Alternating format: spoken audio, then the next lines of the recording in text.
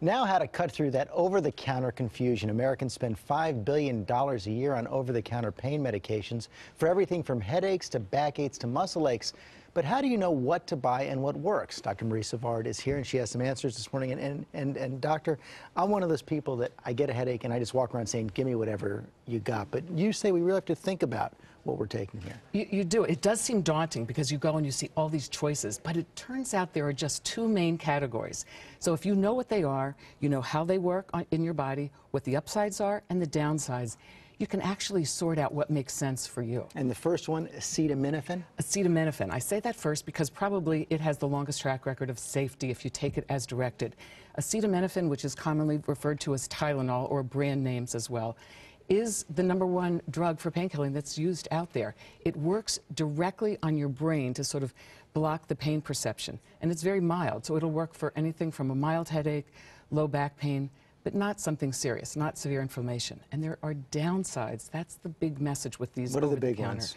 The big one is your liver. It may damage the liver. So people that have liver disease and people that are drinking 3 or more drinks a day really need to either not take it at all or talk to their doctor about it. There have been also 2 studies in women, one looking at high blood pressure in women taking it long term, these types of drugs, acetaminophen, and a more recent study that just came out this month in the American Journal of Medicine looking at men and found that men who took it chronically on a long-term basis, maybe 2 or more times a week, had hearing loss. But Tylenol's pushing back against that study. They say that if you use it as directed, there's no hearing loss, no proof. Well, there's no question if you take it as directed, which means in the fine print it does say occasional use or temporary use. They're not advocating that we take it long term, but the average patient doesn't hear that part of the message. They have chronic pain, they're going to take it regularly. We don't know if it's a direct link. This hearing loss could be an association. It could be just that, a link that we need more study. But people need to hear these drugs have risks, potential risks long term. Don't just pop them. The second major category, ibuprofen. Yes, the non-steroidal anti-inflammatory drugs. So first we have acetaminophen, mild, very safe short term. The non-steroidal anti-inflammatory drugs, and of which Motrin, Advil, and Aleve are the most popular brands, but there are many, brands that you can buy at the drugstore. Those work directly at the site of the pain. They block inflammation. They actually block a chemical called prostaglandin. So they're going to be, I think of them as a little bit stronger, but there are downsides. So, for example, they will, even after a few doses, irritate your stomach and potentially lead even to a stomach ulcer or bleeding.